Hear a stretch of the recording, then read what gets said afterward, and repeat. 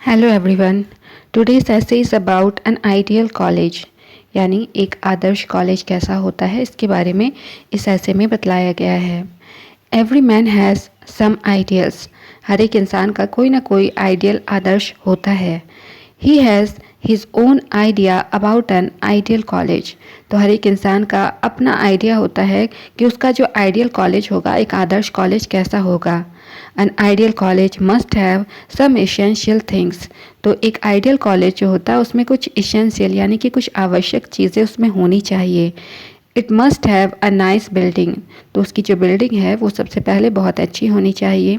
The building should be Airy and Sunny, यानी जो building है उसमें हवा और लाइट जो है अच्छे तरीके से आनी चाहिए। The rooms should be big enough, जो रूम होंगे बिल्डिंग के वो बड़े होने चाहिए। The college must have a playground, एक कॉलेज में एक प्ले ग्राउंड भी होना चाहिए।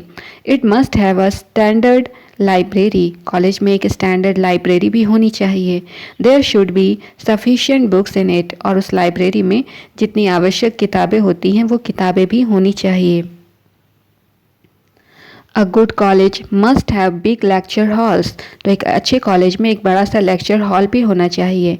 There should be proper sitting arrangements for each of the departments, तो वहाँ पर जो लेक्चर हॉल होगा उसमें हर एक डिपार्टमेंट के लिए प्रॉपर वे से अच्छे तरीके से सिटिंग अरेंजमेंट हो, यानी बैठने की व्यवस्था होनी चाहिए।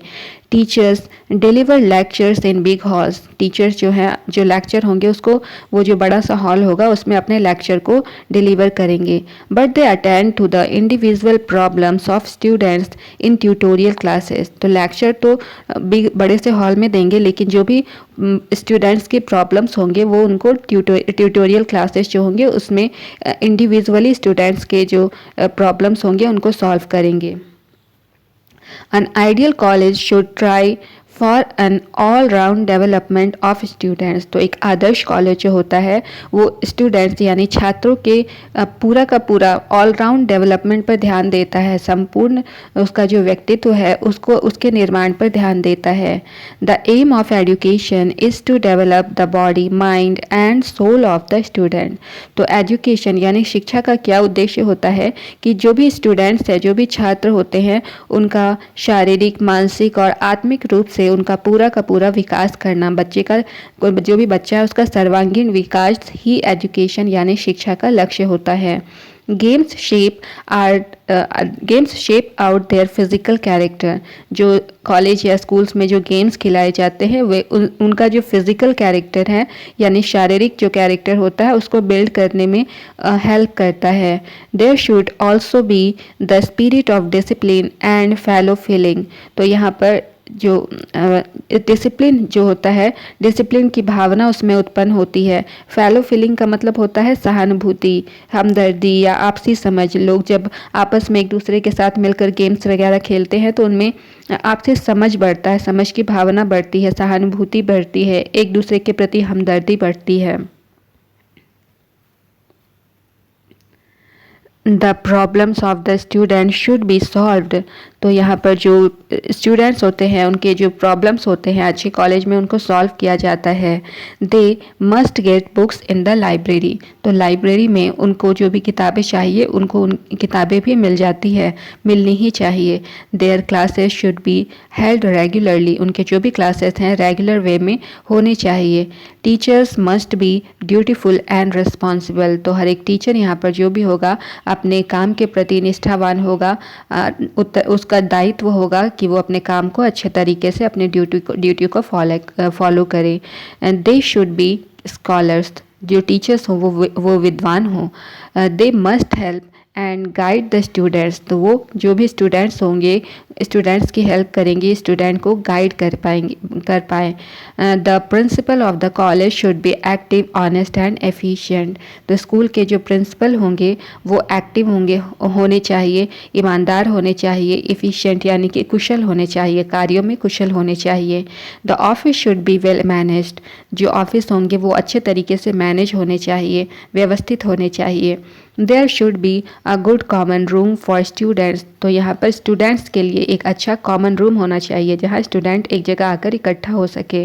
Students will get education for all round development in an ideal college, तो स्टूडेंट जो है एक आइडियल कॉलेज में जब आता है तो वहाँ पर एजुकेशन जब वो गेन करता है तो इस तरह के माहौल में जब वो रहेगा तो उसका सर्वांगीण विकास पॉसिबल हो सकता है, ऑल राउंड डेवलपमेंट होता है। एक बार फिर से रीड करते हैं।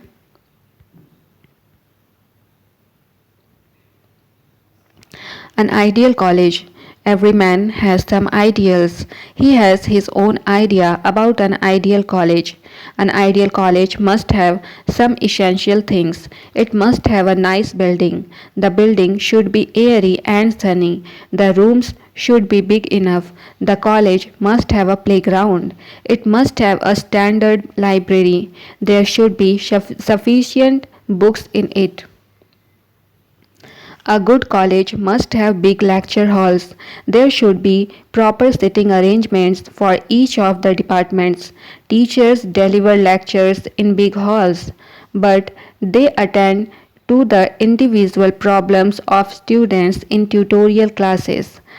An ideal college should try for an all round development of students. The aim of education is to develop the body, mind, and soul of the students. Games shape out their physical character. There should also be the spirit of discipline and fellow feeling. The problems of the students should be solved. They must get books in the library. Their classes should be held regularly. Teachers must be dutiful and responsible. They should be scholars. They must help and guide the students. The principal of the college should be active, honest, and efficient. The office should be well managed. There should be a good common room for students. Students will get education for all round development in an ideal college. So, this was our today's class. Thank you for watching the video. See you soon in the next class. Please do like, share, and subscribe this channel. Bye bye.